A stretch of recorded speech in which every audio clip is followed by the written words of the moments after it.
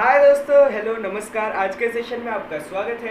आज जो है हम हेरिडिटी एंड इवोल्यूशन का पार्ट 6 कर रहे हैं, जो कि 10th स्टैंडर्ड का फर्स्ट चैप्टर है, साइंस 2 का, मतलब बायोलॉजी का। एक नहीं, मतलब ये महाराष्ट्र बोर्ड का है, लेकिन सीबीएसई बोर्ड के लिए भी बहुत यूजफुल है, क्योंकि एनएससी जेएस एग्जाम्स में आपको इस पे से भी पूछा जा सकता है। ओके, तो जरूर देखते रहिएगा एंड तक हेरिडिटी एंड इवोल्यूशन का पार्ट 6। हाय दोस्तों, मैं हूं संकेत, और आज के वीडियो में जो है हम बहुत ही इंटरेस्टिंग तरीके से चीज़ें सीखने वाले, क्योंकि इसके अंदर मैं आपको एनिमेशंस के साथ दिखाने वाला हूँ। ओके, तो मैं आपको साथ ही साथ में एक और वीडियो दिखाने वाला हूँ, जो कि बहुत ही अच्छा है, और उससे आपको सारी चीज़ें समझ में आएंगी, ऐसा मुझे लग रहा है। ठीक है, तो चलिए आप शुरुआत करते हैं आज के सेशन की, हेरिडिटी एंड इवोल्यूशन पार्ट 6। तो पहले तो आपके टेक्स्ट बुक में एक ऐसा दे के रखा है कि ऑब्जर्व द फॉलोइंग पिक्चर्स।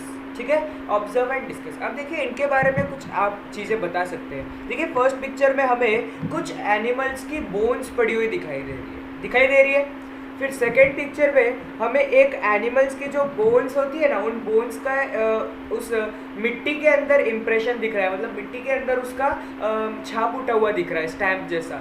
तीसरी पिक्चर पे भी कुछ ऐसा ही दिख रहा है, करेक्ट। तो अब देखिए, इससे हमें क्या पता चलता है, थोड़ी गहराई में जाएंगे तो हम देखेंगे the given pictures are of fossils of reptiles and fish. तो पहली बात, आपको रेप्टाइल्स और फिश के बारे में ज़रूर पता होना चाहिए। ठीक है, देखिए, रेप्टाइल्स का मतलब होता है ऐसे एनिमल्स जो कि अंडे देते हैं। ठीक है, ऐसे एनिमल्स जो कि अंडे देते हैं। जबकि मैमल्स मतलब ऐसे एनिमल्स जो डायरेक्टली अपने यंग वंस को बर्थ देते हैं, ओके, विदाउट गिविंग एग्स। जैसे इंसान मैमल्स में आते हैं, ठीक है, गाय मैमल होती है, जबकि फिश वगैरह होते हैं या फिर बर्ड्स होते हैं, ज़्यादातर वो रेप्टाइल्स होते हैं। ओके, एंड फिश जो है, फिश भी आपने देखी होगी, यहाँ पे है कि नहीं, यहाँ पे आपने फिश की फोटो देखी होगी, करेक्ट।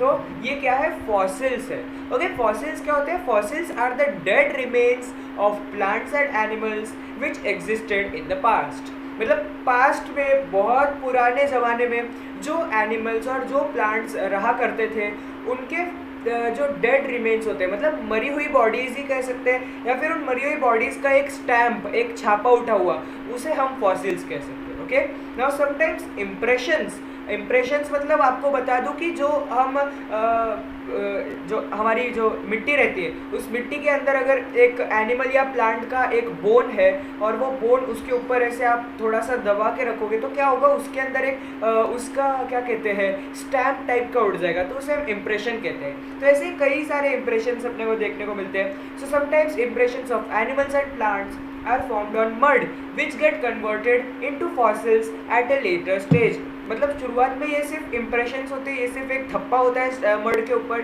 जो आगे चल के फॉसिल्स बन जाते हैं। ठीक है, इन्हें हम फॉसिल्स कहते हैं। At other times, plants and animals get covered in layers of sediment buried deep by increasing layers of soil, and the tissues and muscles get decayed, while the hard part, that is bones, remains in the soil in the form of fossils। तो देखिए, बाकी समय क्या होता है कि जो plants और एनिमल्स हैं, वो क्या होता है, layers of sediment. Layers of sediment का क्या मतलब हुआ भैया? लेयर्स ऑफ सेडिमेंट का मतलब हुआ कि जो मिट्टी है या फिर जो धूल है, वो एक के ऊपर एक उसकी लेयर्स बनती जाती है। ठीक है, आप लोग घर के अंदर अगर आपका एक बहुत ही पुराना सा डब्बा है, एक कोने में पड़ा हुआ है, और आप उसको 2, 3, 4 साल बाद अगर निकालते हो, तो आप देखो कितनी धूल होगी उसके ऊपर, है कि नहीं? तो धूल बैठने लगती है। ऐसे ही ये जो पुराने जानवर, पुराने प्लांट जो नीचे दबे हुए होते हैं, उनके ऊपर जो है एक के बाद एक लेयर्स ऑफ सॉइल बनती जाती है। ओके, और उसकी वजह से क्या होता है, जो उनके टिश्यूज और जो मसल्स होते हैं, टिश्यूज मतलब सेल्स का कलेक्शन को हम टिश्यू कहते हैं, ठीक है, और मसल्स जो होते हैं, ये सब तो सड़ जाते हैं, ये सब डीके हो जाते हैं और ये गायब हो जाते हैं बिल्कुल। लेकिन क्या होता है कि जो उनके जो हार्ड पार्ट होता है, मतलब जो उनकी बोन्स रहती है, वो सब सड़ते नहीं है, वो ऐसे के ऐसे रह जाते हैं in the form of fossils. जैसे कि आपने डायनासोर के फॉसिल्स के बारे में तो बहुत सुना होगा, मतलब म्यूजियम्स में डायनासोर के ऐसे बोन्स ऐसे लटकाई हुई है, ऐसे स्केलेटन बना के, ठीक है, ऐसे आपने बहुत बार सुना होगा। तो इन्हें हम फॉसिल्स कहते हैं। बहुत ही आसान चीज़ है कि ये खुदाई में मिलते हैं, ठीक है, खोदते हैं, उसकी वजह से ये सब फॉसिल्स हमें मिल जाते हैं। देखिए, तो इससे हमें क्या पता चलता है, नेक्स्ट जो एविडेंस है, ठीक है, 3 पहले एवोल्यूशन के एविडेंसेस याद है आप लोगों को। पहला है मॉर्फोलॉजिकल एविडेंस, दूसरा है एनाटॉमिकल एविडेंस, और तीसरा है वेस्टिजियल ऑर्गन्स। ठीक है। और अब चौथे एविडेंस पे आ गए जो कि है पैलिएंटोलॉजिकल evidences.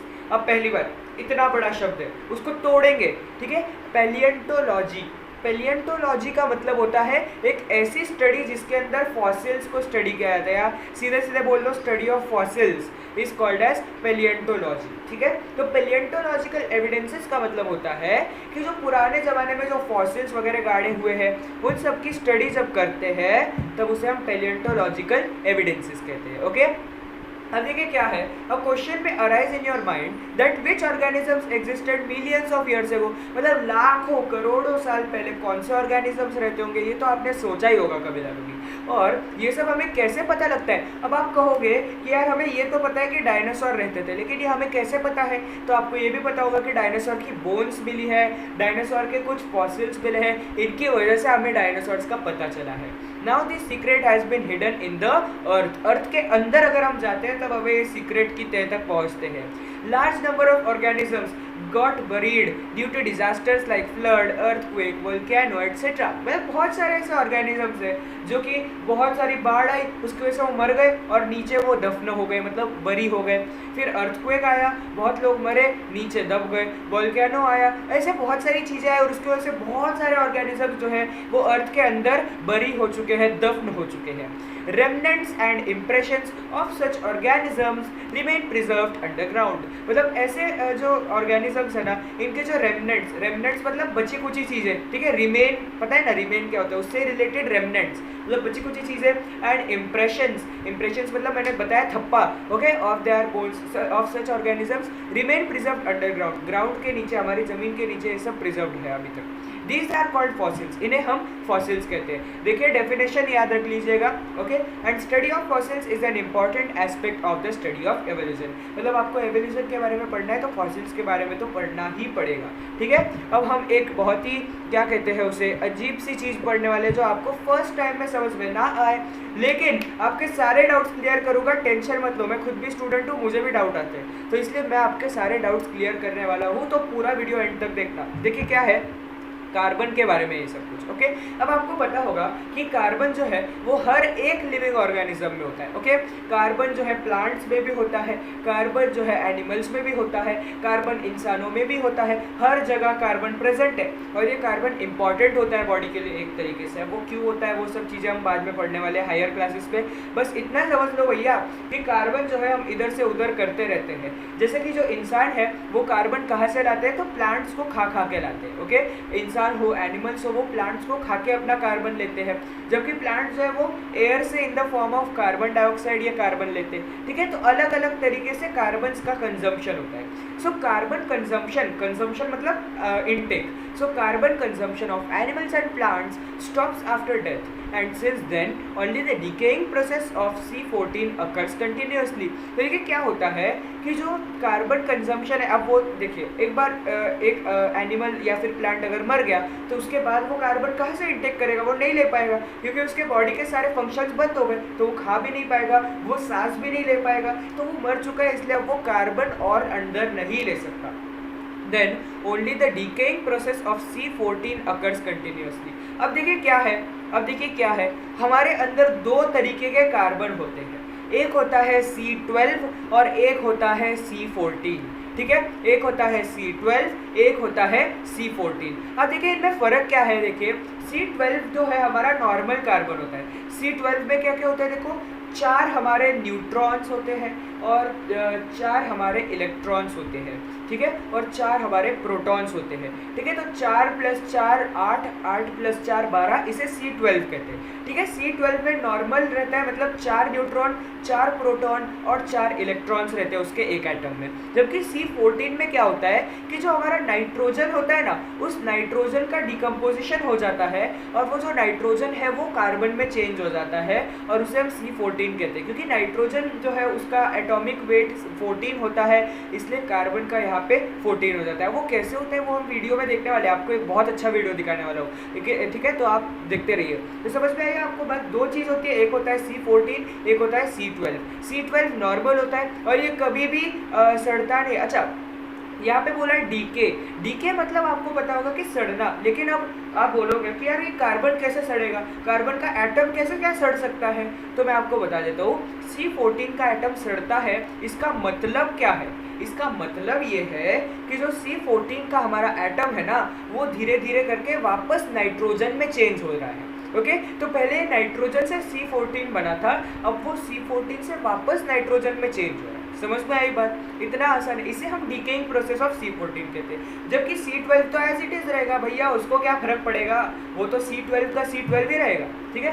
Now in case of dead bodies of plants and animals, instead of remaining constant, the ratio between C14 and C12 changes continuously as C12 is non-radioactive। अब non-radioactive वगैरह ये सब टर्म्स आपको सिर्फ एग्जाम के लिए याद रखनी है। सीधी सीधी बात है कि जो C14 है वो एज के साथ कम होता जाएगा और जो C12 है वो तो सेम ही रहेगा। तो अगर एक चीज़, अगर फॉर एग्जाम्पल मैं हूँ, ठीक है, और मैं जब या फिर आप कह सकते हैं एक इंसान है, वो इंसान मर गया है, ठीक है, और उस इंसान के मरने के 1 साल बाद कुछ अमाउंट आप कह सकते हैं x अमाउंट ऑफ C14 गायब हो चुका है। ठीक है, तो अब क्या होगा, देखो C12 और C14 का रेशियो कुछ तो होगा, है कि नहीं? जबकि 2 साल बाद C14 और भी कम हो चुका है, तो C14 जो है वो x/2 रह चुका है, तो C12 के साथ C14 का रेशियो और कम होता जा रहा है। ठीक है, मतलब क्या हो रहा है, अगर C12 को 1 मान ले तो 1 साल बाद C14 हाफ हो जाएगा, 2 साल बाद C14 1/4 हो जाएगा, 3 साल बाद C14 0 भी रह जाएगा। अब देखिए क्या है कि अगर किसी को पता करना है कि कितने साल हुए हैं, तो वो C14 और C12 का रेशियो देख लेगा कि अगर 1:1/4 है तो इसका क्या मतलब हुआ कि वो जो ऑर्गेनिज्म है उसको 2 साल हुए हैं। अगर C14 और C12 का रेशियो 1:1/2 है तो इसका मतलब वो पर्सन को 1 ही साल हुआ है। तो आपको बात समझ में आ रही है? ऐसा होता नहीं है, मैंने बिल्कुल नहीं कहा है कि ऐसा सच में होता है, लेकिन मैंने आपको एग्जाम्पल देके समझाया कि आपको अगर C12 और C14 का रेशियो पता है तो आप पता कर सकते हो कि उसको कितने साल हुए होंगे मर के। ठीक है, अगर आपको अभी भी समझ में नहीं आया तो वीडियो में दिखाने वाला हूँ, टेंशन मत लो। The time passed since the death of a plant or animal can be calculated by measuring the radioactivity of C14 and ratio of C14 to C12 present in their body. मतलब उनकी body में C14 और C12 का जो ratio है उसको देख सकते हैं। This is carbon dating method, इसे हम कार्बन डेटिंग मेथड कहते हैं। अब देखिए बड़ा ही मुश्किल से आपको लग रहा होगा, लेकिन इतना आसान है। आपको अभी मैं वीडियो दिखाता हूँ, ठीक है, आपको मैं अभी वीडियो दिखाता हूँ। यार लाइक ठोको फटाफट, लाइक ठोको फटाफट, ठीक है, जस्ट अ सेकेंड, लाइक तो होगा ना? हाँ ठीक है। अब देखिए क्या है कि ये जो वीडियो है ये मैं अपनी प्लेलिस्ट पे डाल के रख रहा हूँ, हेरेडिटी एंड इवोल्यूशन चैप्टर 1 कुछ तो भी उसमें लिखा हुआ है। ठीक है, प्लेलिस्ट सेक्शन में अगर जाएंगे तो उसके अंदर आप वापस भी देख सकते हैं। ठीक है, तो चलिए इसकी शुरुआत करते हैं। इसको मैं फुल स्क्रीन कर लूँ और अब आप सिर्फ इसको ही सुनिएगा, बहुत ही कुछ अच्छा अच्छा बोल रहा है वो। Okay okay. How do we know how old something is? For people, we'd ask to see their birth certificate. For trees, we count the rings. But how do we know how old a fossil is?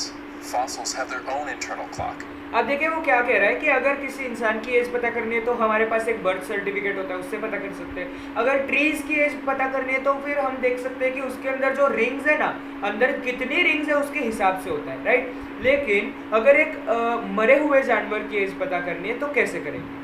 देखिए, Scientists can read it by looking at the ratio of 2 different types of carbon atoms.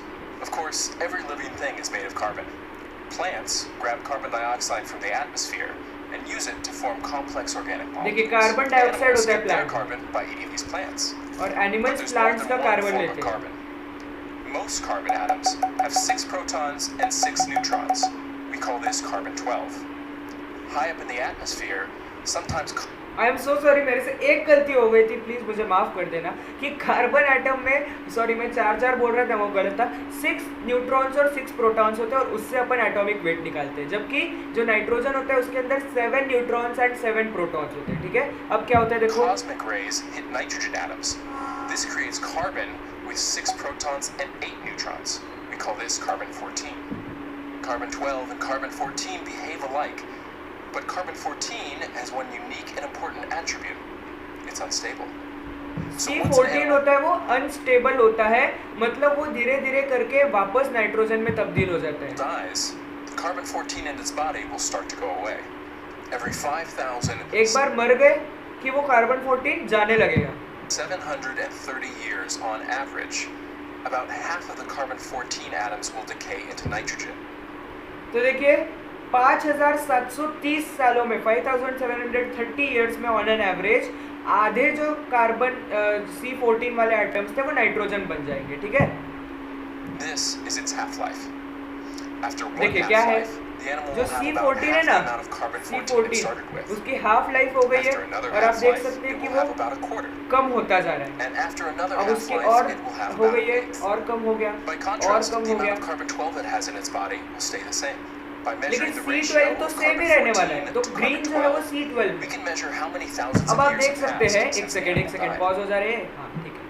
तो आप देख सकते हैं कि अगर उसकी life कम है, मतलब उसकी लाइफ अभी तक कोई बहुत ज़्यादा हुई नहीं है कि बहुत ज़्यादा पुराना नहीं है, तो रेशियो देखिए यहाँ पे रेड और ग्रीन लाइंस के बीच का रेशियो कम है, ठीक है। जबकि अगर उसके ज़्यादा साल हो गए हैं तो रेशियो बढ़ता जाएगा। देखिए ये जो गैप है ये बढ़ता जा रहा है, देखिए गैप और भी बढ़ गया, ठीक है। तो वो गैप से हम पता कर सकते हैं, अगर हमें वो गैप पता हो तो कितने साल हो गए होंगे उसका हम अंदाज़ा लगा सकते हैं। आपको बात समझ में आ रही है? बड़ा ही आसान सा कॉन्सेप्ट है, ठीक है।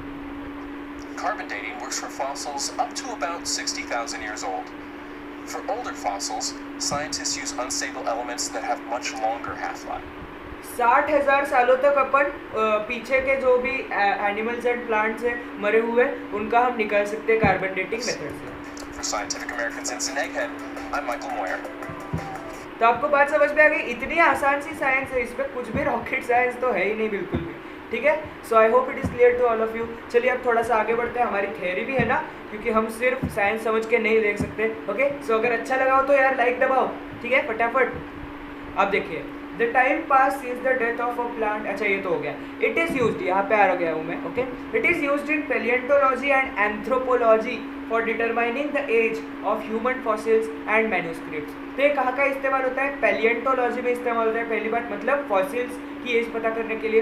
और एंथ्रोपोलॉजी में, एंथ्रोपोलॉजी मतलब जो मैन्यूस्क्रिप्ट्स होते हैं ना, जो हम लिखते हैं किताबें, उनकी एज कितनी है वो पता करने के लिए भी कार्बन डेटिंग का इस्तेमाल किया जा सकता है। I hope it is clear to all of you. बड़ा ही आसान सा काम है। अभी देखिए, कोई भी डाउट आ रहा हो तो कमेंट सेक्शन में पूछ लेना। आगे बढ़ते हैं। Once the age of fossil has been determined by such technique, it becomes very easy to deduce the information about other erstwhile organisms.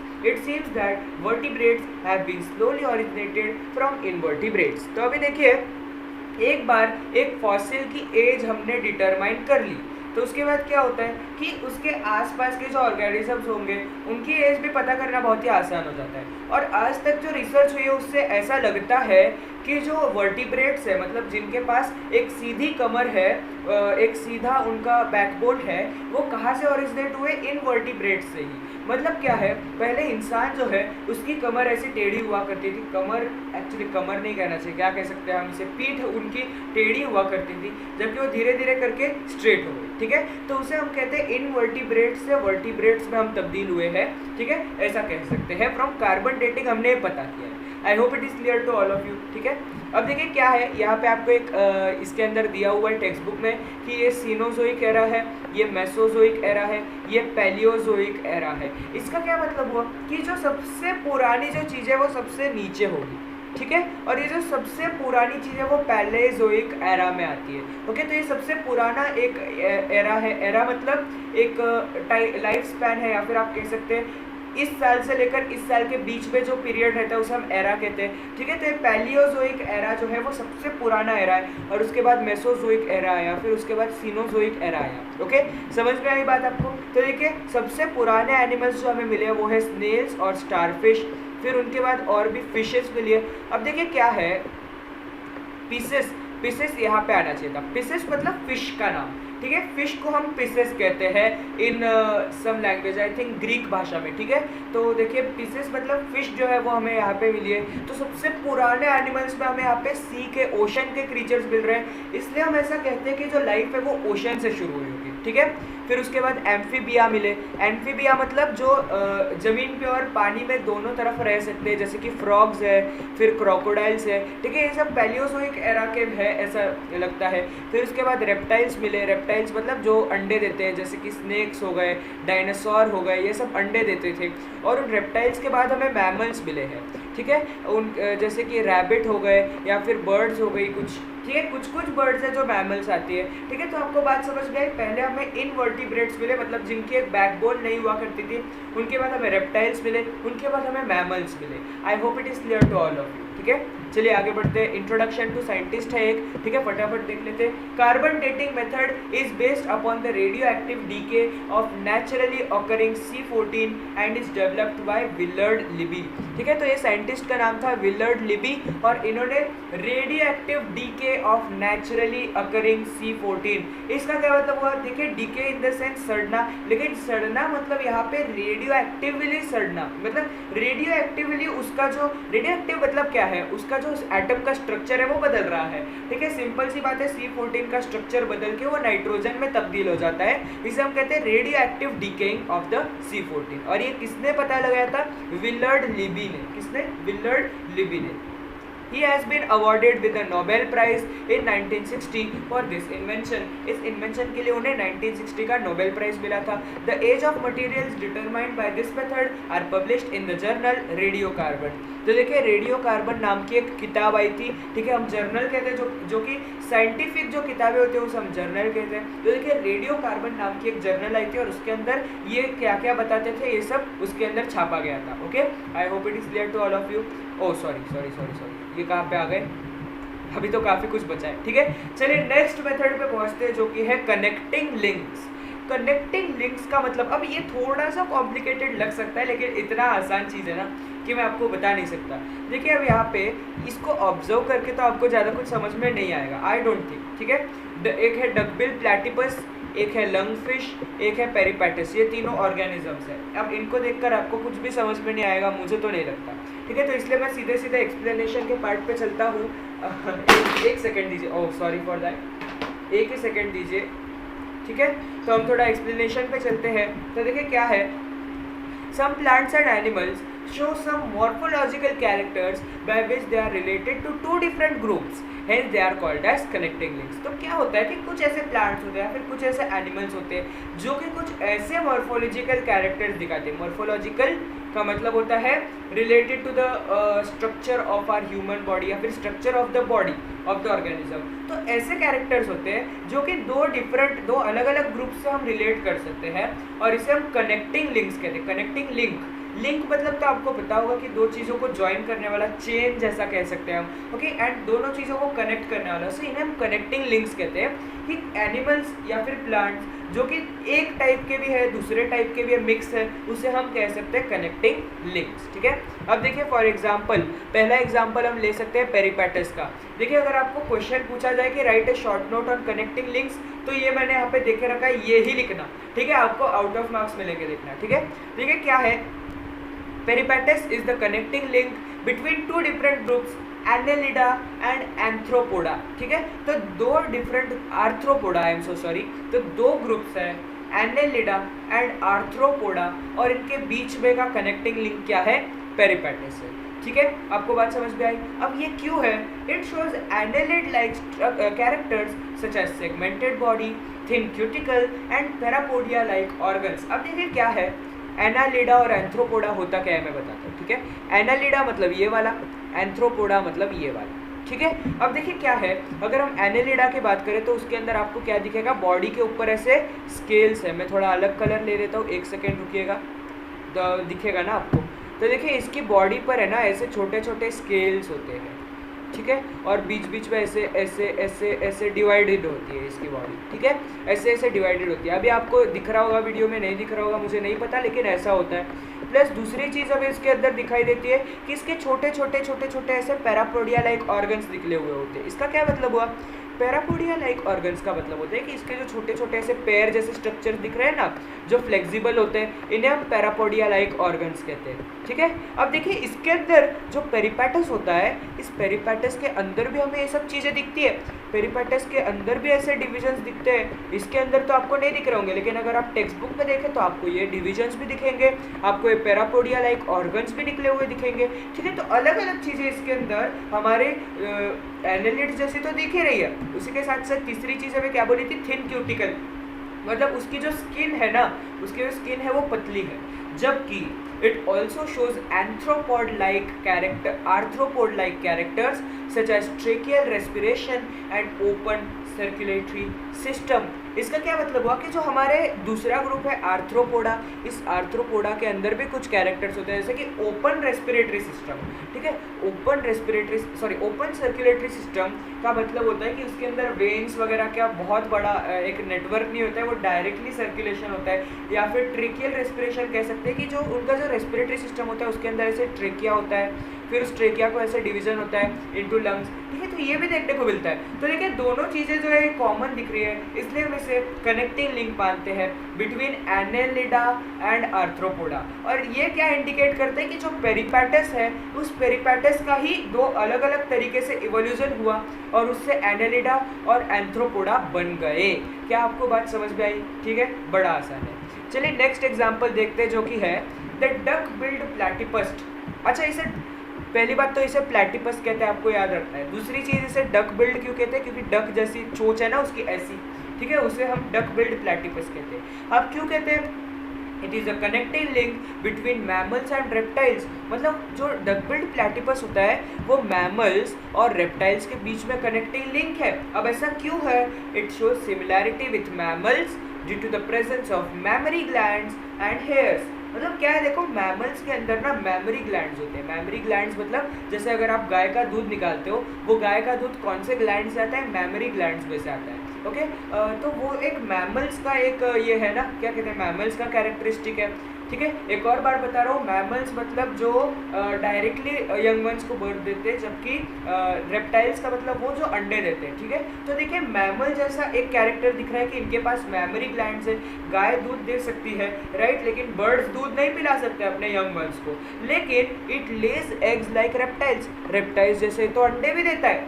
मतलब रेप्टाइल्स के पास मैमरी ग्लैंड्स नहीं होते, मैमल्स अंडे नहीं दे सकते, लेकिन ये तो दोनों कर रहा है। तो इसका मतलब ये उन दोनों के बीच में का कनेक्टिंग लिंक है। समझ में आ गया? बड़ी आसान सी चीज़ है। ठीक है, दोनों के बीच में का कनेक्टिंग लिंक है, इसका मतलब तो आपको अब तक समझ में आ गया होगा। चलिए नेक्स्ट एग्जांपल पे बढ़ते हैं, जो कि लंग फिश के बारे में। ठीक है, लंग फिश मतलब ये वाला जो प्राणी है। ठीक है, दिस लिव्स इन वाटर। देखिए lung fishes are connecting links between fishes and amphibians. देखिए एम्फीबियंस मतलब जो पानी में भी रह सकते हैं और ज़मीन पे भी रह सकते हैं। मैं एक और बार बता रहा हूँ क्योंकि आप भूल जाते हो, इसलिए बता रहा हूँ। ओके, तो फिश और एम्फीबियंस। अब देखिए the lung fish performs respiration with lungs even though it is a fish. देखिए फिश लाइक कैरेक्टर तो सारे हैं, लेकिन फिश कैसे सांस लेते हैं? फिश के अंदर क्या रहते हैं? फिश के अंदर रहते हैं गिल्स। आपको पता होगा कि फिश के अंदर गिल्स होते हैं, जो कि एम्फीबियंस में नहीं होते।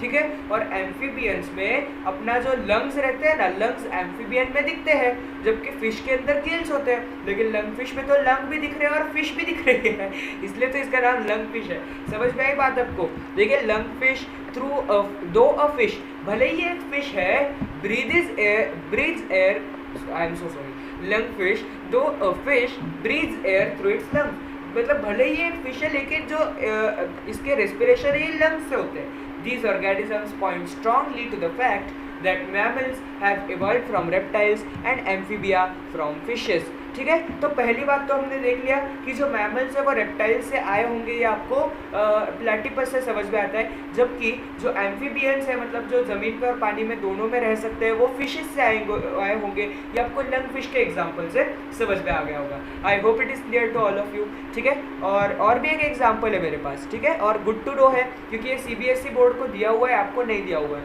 तो देखिए आर्कियोप्टेरिक्स नाम का एक बर्ड है। ठीक है, मतलब ये आज के ज़माने में जिंदा नहीं है। Archaeopteryx lived around 150 million years ago मतलब 15 करोड़ साल पहले ये रहता था and is considered as the connecting link between birds and reptiles, मतलब रेप्टाइल्स से बर्ड्स आए होंगे ऐसा इसे माना जाता है। Because it had characters of both classes, मतलब ये अंडे तो देता ही था, साथ ही साथ ये उड़ भी सकता था, तो इसलिए हम बर्ड्स और रेप्टाइल्स के बीच का कनेक्टिंग लिंक कहते हैं इसे। Okay, so we can say that archaeopteryx is the connecting link between reptiles and birds. तो देखिए आपको स्टेट बोर्ड का भी सिखा रहा हूँ, CBSE का बोर्ड का भी सिखा रहा हूँ, आपके लिए थोड़ी रिसर्च करके आया हूँ। तो यार लाइक ठोको फटाफट, और चैनल को सब्सक्राइब ना किया हो तो सब्सक्राइब तो जरूर कर देना, ठीक है। अब आगे बढ़ते हैं। Carefully observe the stages of embryonic development of some animals shown in figure.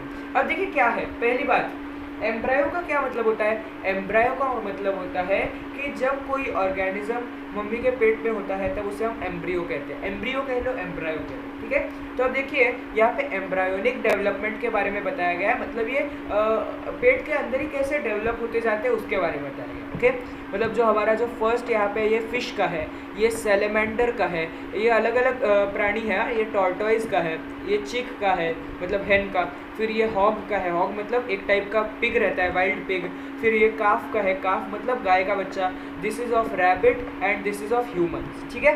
तो अगर आप शुरुआत की फर्स्ट स्टेज देखते हैं, इसकी जब आप शुरुआती स्टेज देखते हैं फर्स्ट स्टेज, तो सब कुछ आपको एक जैसा ही दिखेगा, सब कुछ एक जैसा ही दिख रहा होगा, है कि नहीं? बोलो हाँ फटाफट, सब कुछ एक जैसा दिख रहा है। जबकि सेकेंड स्टेज पे पहुंचे तो भैया ये देखो, इसके अंदर और इसके अंदर कुछ फर्क नजर आ रहा है कि नहीं आ रहा है? तो देखिए शुरुआत की जो स्टेज थी उसके अंदर तो सब एक जैसे थे, उसके बाद थोड़ा थोड़ा फर्क दिखने लगा, उसके बाद और भी ज़्यादा फर्क दिखने लगा।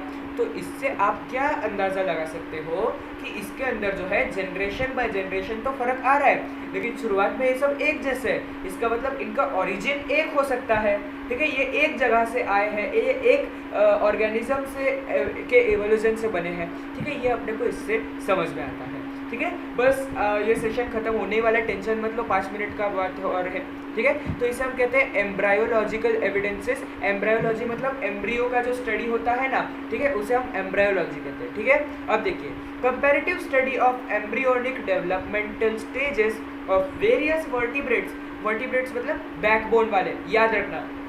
Given in the picture shows that all embryos show extreme similarities during initial stages। देखिए इनिशियल मतलब शुरुआती, स्टार्टिंग वाले, तो एक्सट्रीम सिमिलैरिटीज मतलब बहुत ही ज़्यादा सिमिलर दिखते हैं ये फर्स्ट स्टेज में, शुरुआत की स्टेज पे। लेकिन क्या होता है, एंड दो सिमिलैरिटीज डिक्रीज ग्रेजुअली, मतलब धीरे धीरे करके क्या हो रही है, जो सिमिलैरिटीज है ये अलग होती जा रही है, ये डिक्रीज होती जा रही है, कम होती जा रही है, ठीक है। मतलब ये जो एक जैसे दिख रहे थे धीरे धीरे करके अलग अलग होते जा रहे हैं। Similarities in initial stages indicate the common origin of all these animals, मतलब सारे एनिमल्स का एक ऑरिजिन तो सेम ही है, ये हमें इससे पता चलता है। I hope it is clear to all of you. बड़ी आसान सी चीज़ है। तो आज का सेशन हम खत्म कर रहे हैं यहाँ पे। कोई भी डाउट्स हो तो कमेंट सेक्शन में डाल देना, ठीक है। मेरा एक दूसरा चैनल है एजुकेटेड एजुकेशन, हर सैटरडे को 5 बजे 5:30 बजे मैं लाइव आता हूँ, तो उसका आप ज़रूर सब्सक्राइब कर लेना। इस चैनल को ना किया हो तो ज़रूर सब्सक्राइब कर लेना। और अगर आपको NTSC के नोट्स चाहिए, प्रैक्टिस पेपर चाहिए बोर्ड एग्जाम के लिए, तो मुझे ईमेल कर देना। यहाँ पे मेरा ईमेल आईडी है, ठीक है। You can email me over here, this is my Insta ID, you can follow me, ठीक है। सो प्लीज़ यारो give me a big fat Thums up, subscribe करना मत भूलना, और अगर अच्छा लगा हो वीडियो तो दोस्तों के साथ भी शेयर कर देना, ठीक है। So thank you so much and I am Sanket Miniyar at the study shack. Bye bye.